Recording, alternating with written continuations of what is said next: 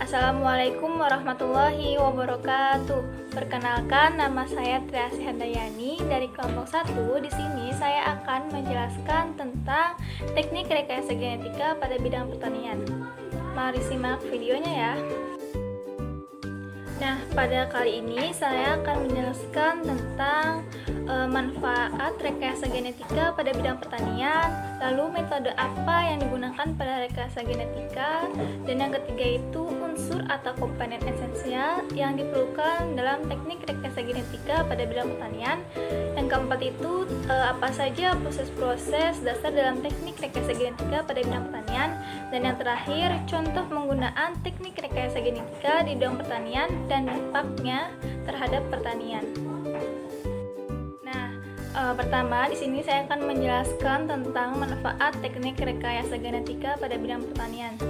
Yang pertama itu mengembangkan tanaman-tanaman pertanian bersifat unggul. Nah, maksud dari tanaman-tanaman yang bersifat unggul ini tentunya akan menghasilkan tanaman yang menghasilkan contoh seperti buah yang manis dan sebagainya. Terus menghasilkan lagi beras yang bagus. Nah, yang kedua ini menghasilkan tanaman yang mampu menangkap cahaya lebih efektif untuk meningkatkan efisiensi fotosintesis. Nah, di sini nih maksudnya yaitu tanaman ini mampu menyerap cahaya dari matahari untuk melakukan fotosintesis dengan efisien dan lebih baik lagi. Nah, yang ketiga itu ada menghasilkan tanaman yang mampu menghasilkan pestisida sendiri. Nanti akan saya jelaskan pada slide berikutnya. Nah, yang keempat itu menggantikan pemakaian pupuk nitrogen yang mahal namun banyak digunakan, yaitu dengan melakukan adanya fiksasi nitrogen secara alamiah seperti pada tanaman padi. Nah, yang terakhir itu dapat digunakan untuk mendapatkan tanaman baru yang lebih menguntungkan lewat pencekokan gen seperti pada golongan Solanaceae. Nah, selanjutnya kita akan membahas tentang metode rekayasa genetika pada bidang pertanian. Nah, metode yang digunakan itu antara lain ada teknik rekayasa genetika, rekombinasi DNA, dan teknik PCR. Nah, di sini juga terdapat tentang teknik kultur jaringan, tetapi kultur jaringan sendiri itu digunakan untuk memperbanyak dari hasil rekayasa genetika tersendiri. Nah, selanjutnya kita langsung next saja ke metode yang lain. Nah, yang pertama ini ada rekayasa genetika. Nah, di mana yaitu dengan melakukan modifikasi genetis tersebut secara langsung dengan melakukan insersi gen asing yang membawa sifat unggul yang kita inginkan langsung ke genom tanaman. Nah, yang kedua ini terdapat rekombinasi DNA, yaitu dengan memanipulasi DNA yang berorientasi pada ekspresi gen tertentu. Dan yang terakhir ini ada teknik PCR, yaitu teknik amplifikasi atau penggandaan gen target dengan menggunakan primer untuk proses inisiasi. Nah, PCR sendiri ini dapat digunakan dalam teknik rekayasa genetika untuk memperbanyak gen target sebelum dimasukkan ke dalam plasmid.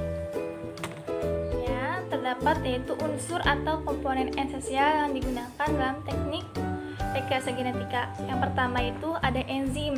Nah, yang dimana terdapat enzim restriksi untuk memotong DNA dan enzim ligase untuk menyambung DNA dan vektor, yaitu untuk menyambung atau mengklonkan gen di dalam sel hidup. Yang kedua ini ada transposon, yaitu digunakan sebagai alat untuk melakukan mutagenesis dan untuk menyisipkan penanda. Yang ketiga itu ada pustaka genom. Nah, digunakan untuk menyimpan gen atau fragmen DNA yang telah diklonkan. Yang keempat ada enzim transkripsi balik untuk membuat DNA berdasarkan RNA. Dan yang kelima ini ada pelacak DNA atau RNA, yaitu untuk mendeteksi gen atau fragmen DNA yang diinginkan atau untuk mendeteksi klon yang benar. Dan yang terakhir itu ada vektor yang sering digunakan diantaranya plasmid, kosmid, dan bakteriofag. Itu tentang apa saja sih proses-proses dalam teknik rekayasa genetika tersendiri.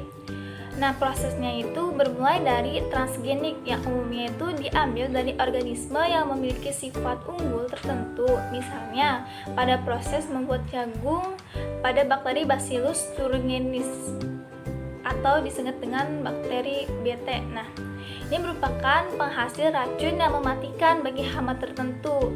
Nah, gen beta ini disisipkan ke rangkaian gen tanaman jagung sehingga tanaman lebih resipien. Nah, sehingga tanaman ini, jagung ini memiliki sebagai alat pestisida sendiri yang tadi dimana sudah saya jelaskan bahwa manfaat dari teknik rekayasa genetika itu salah satunya menghasilkan pestisida sendiri. Nah, contoh lain dari hasil penggunaan rekayasa genetika itu pada bidang pertanian itu adanya kedelai transgenik dan tomat transgenik.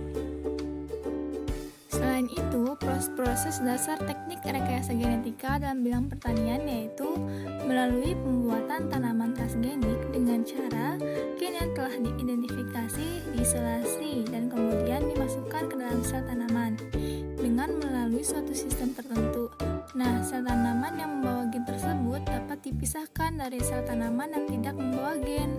Tanaman yang membawa gen ini kemudian ditumbuhkan secara normal. Tanaman inilah yang disebut sebagai tanaman transgenik karena ada gen asing yang telah dipindahkan dari makhluk hidup lain ke tanaman tersebut. Nah, dan yang terakhir ini tentang contoh teknik rekayasa genetika pada bidang pertanian. Nah, pada dasarnya teknik transgenik ini kebanyakan menggunakan GMO atau genetically modified organisme. Nah, yang merupakan organisme yang gen-gennya telah diubah dengan menggunakan teknik rekayasa genetika. Nah, selain itu genetically modified organisme ini dibagi menjadi empat generasi, yaitu generasi pertama, generasi kedua, generasi ketiga, dan generasi keempat. Yang dimana generasi pertama itu merupakan generasi satu sifat, dan generasi kedua itu kumpulan sifat, generasi ketiga dan keempat ini merupakan dari intergenix, intragenix, dan cisgenix. Nah, selanjutnya tanaman transgenik itu yang kebanyakan dikembangkan di Indonesia itu contohnya itu tomat, padi, tebu, pepaya, singkong, dan kentang, yaitu dengan cara menambahkan gen yang bersifat resisten terhadap salinitas, hama, dan kekeringan.